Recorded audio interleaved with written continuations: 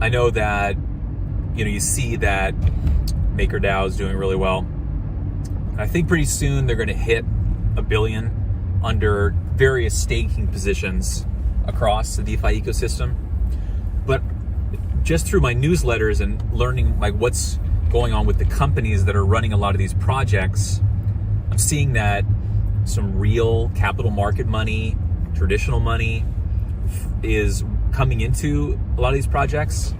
Yeah, they have some bigger and bigger crypto funds that are getting some traction. But at the same time, I'm also seeing that there's some real money out there. I think MakerDAO got a huge investment. Consensus has a lot of financial backing, and they're putting some cash into programs. And I think why DeFi registers so well with VCs is that it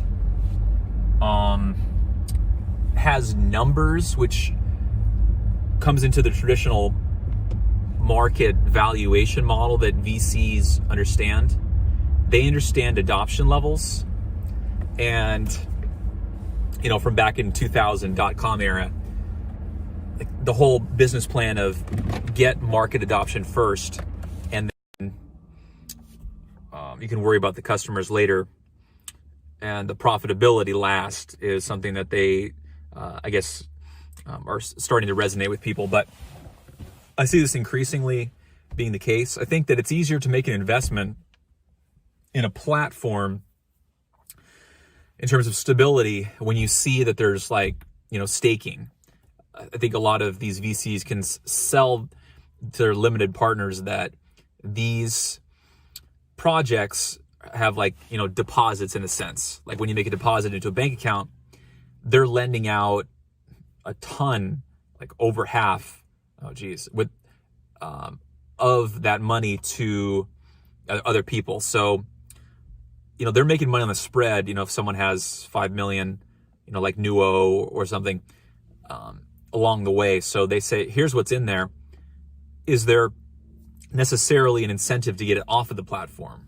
Like if Nuo or Compound or any of these other ones that are getting traction, if there's such a supply and a lack of demand that people would take it off the platform, then I guess they could deal with that. But at the present time, a lot of these DeFi projects, it's so easy to get in and out.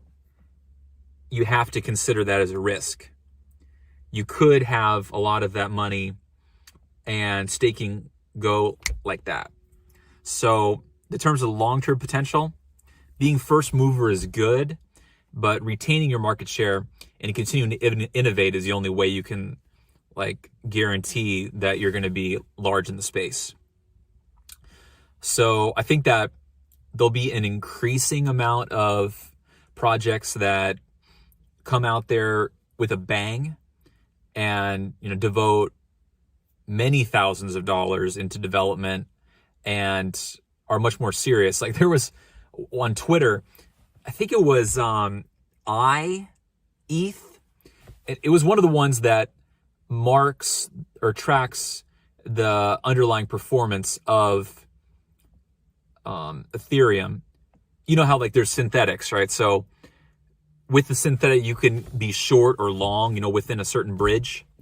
And in this case, they just copied and pasted the code from Compound. So when you checked Etherscan, it actually said in it Compound. They forgot to take out the part of the code that says Compound, for the internal developers. And so they're busted red-handed. And, that's the nature of the beast. A lot of these guys are trying to get these projects going, and they do it on less than a shoestring budget. They're doing it after their 9 to 5, just with some buddies over a beer. And so there is still a certain element of wild, wild west to crypto. And you just have to be cognizant of that with a lot of these projects. So when you see big numbers, it's interesting because there's a lot of good programmers behind it, and they don't have the MBA. They don't have the gray hair in the company. that's kind of running the operations. It's more rough and tumble, down and dirty code, put forth a really minimalistic front end, and then they're live on the mainnet. Very few of them go Rigby or even do any testnet. They just go live. So there's a certain amount of fire, ready, aim, but the ones that do ready, aim, fire do pretty phenomenally well. But all the ones that I've seen that are tracking, because it's such a new field, they just get going, go on the message boards and say, hey, here's the smart contract code. Here's what I'm trying to do. And then, I'm open to comments, open to testing. And that's just how the ecosystem works. I think earlier in the week, I was in a call with MakerDAO, and one of the guys is with using DAI, trying to revolutionize the payday industry. And he's trying to figure out the ability to create a user profile with a 721 where you could actually, send in DAI, but you're also building a reputation. Like on a lot of these platforms, like Bitbond and stuff, the first few transactions are just to show that you're serious. Like scammers rarely put in a few days to scam. They want to get in and out in an hour and then close down their VPN, VPS, and Tor and everything. But to weed out people that are actually willing to put the time in to exit scam is quite a bit fewer. So that's an interesting concept. And then, but in that case, you very easily could transfer that to someone. And I guess it would be like co-signing a payday loan or something. So it's an interesting concept. But I really feel like right now what's driving a lot of Ethereum is the trading aspect of it. Being able to go to a low LTV and get significant exposure to a lot of these cryptos is interesting and pretty exciting. So I think that that's worth looking out for, and the growth of that.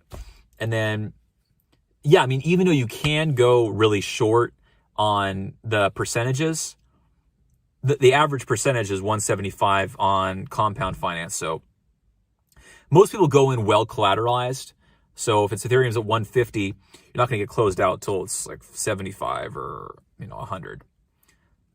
So people are not necessarily doing it for the upward potential, although that's a part of it. People stake their Ethereum on the MakerDAO CDP, get their collateralized deposition going, get the DAI, hold it, or sell it to keep compounding it. Some people do that. They get the DAI, put in Uniswap, get the Ethereum over and over and over again. And then if they get closed out, then, they can get coverage on that on an option on Deribit, so that if it does go down to 100, they're going to be well compensated for it doing so in such a short period of time. And then, in the interim, there is also options for cash and carry and for just earning the DAI interest.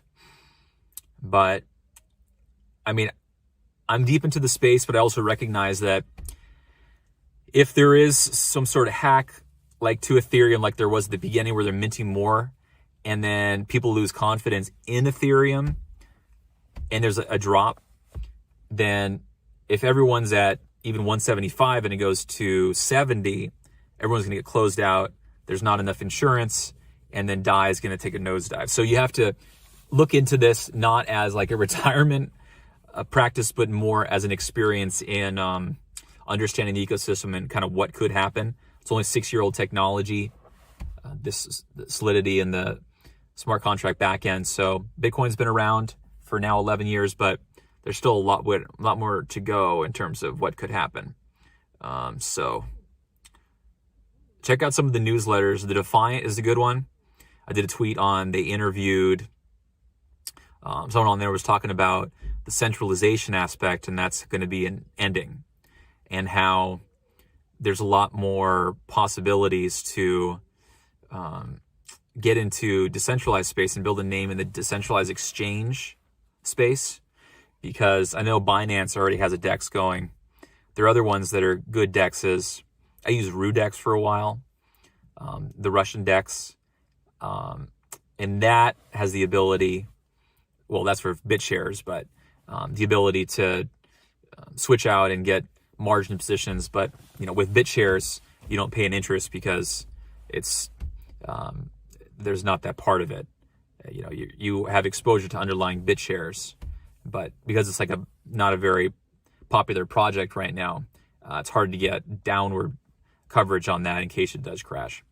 But yeah, I mean, there's a lot going on out there. I saw some video on, what was it? Essentially trading. This guy does 12-hour live stream of trading, and he broadcasts it to a bunch of streams, and there's 500 people watching. So there's a huge trading community out there for crypto. And I think buoyed by the fact that the crypto goes straight up and straight down, kind of like what you'll see when you get a major position change in the equity markets, right? So when you buy an option at closing before the earnings call or earnings are released, and if you buy to end in that short period of time, the Black-Scholes model of calculation of the internal volatility is going to be off the charts. Something that's normally 15, 20% IV is going to be 100, because they know that they can estimate what the possibility of it going up and down is. The market will gauge what's the potential of it to go up or down. If it's really bad earnings, then it'll crash. Really good earnings, it'll go up. And what people do is they buy both. So that makes it so that, if it's a huge movement in either direction, then you're going to earn a ton. And then you're only limited by being within that range. But if it's 3.5% on each direction, you're paying 15%. I'm sorry, 7.5%. Yeah. Then, and if it doesn't go outside the bounds of that 15%, then, you're going to lose money. Depending upon if it closes that day, I mean, you could sell it for a little bit down the road, and it may bounce back in a day based on, people overbuying it and thinking it's going to hit a certain position when it doesn't. But with crypto, it really does have that up and down, but also has that volatility.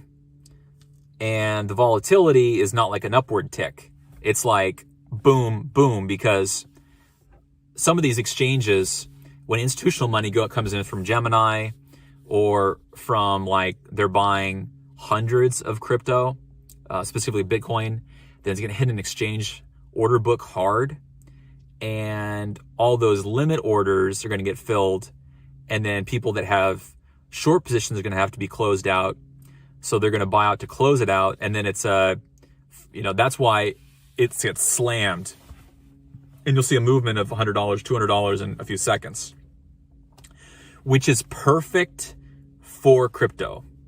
I'm even seeing more of those tokens, FTX, where you're getting 3x in either direction, right? So let's say they're both at 100. If it's 3x and it moves 100%, then one's going to go up 300% and the other one's going to crater to 20% of the value.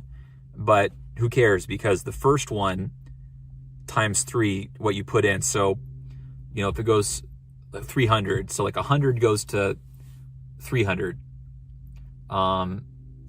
Then the other one going to 20, you put in 100 on each side, you have 320 minus 200, and then it's almost like arbitrage trading. But you have to recognize too that some of these platforms, even if they have bankruptcy provisions, they still might be liquidated to the point where they can't cover, and they'll have to do some sort of haircut, like you've seen on NiceHash and the other ones, where they have to do losses shared by everyone. So that hurts when you've spent a bunch of time creating these gains, and then you get a message, sorry, we got to take 30% of your gains or 30% of your entire portfolio because we weren't able to account for Bitcoin moving 7% in a day. So that's something to consider when you trade. And I think that DEXs are a good way to go. Centralization is a good way to start. And they're user-friendly ones that support people getting on, getting live, and getting trading fairly quickly. So if you're interested in trading, there's lots of YouTube videos that kind of handhold you through it. I'd stay away from the one-on-one instruction because that can run expensive, and everything really that they're going to teach you can be found in those YouTube videos, and those signals really don't work. If you're really into the signal aspect of it, they have bots, I think like SanaTrade, that are free, or that you pay like a few cents in their token, and then you can get going with that across the bigger exchanges. And they're like, oh, if this goes up 2%, then buy 2%. There's all sorts of ways that you can mark in the signal. And if you see a popular signal, you can just code it directly in. So there's no reason to pay $300 or whatever just to get going. That's more of a sell that you see at the end of the YouTube video. So a lot of these YouTube videos will get you excited about someone's making 2,000% in a minute, but they're not going to show you when their bankroll dropped 80% during the last crash. So they'll sell you on the froth, and we'll forget about the meat and potatoes of how you trade it from a day-to-day basis and keeping that profitability.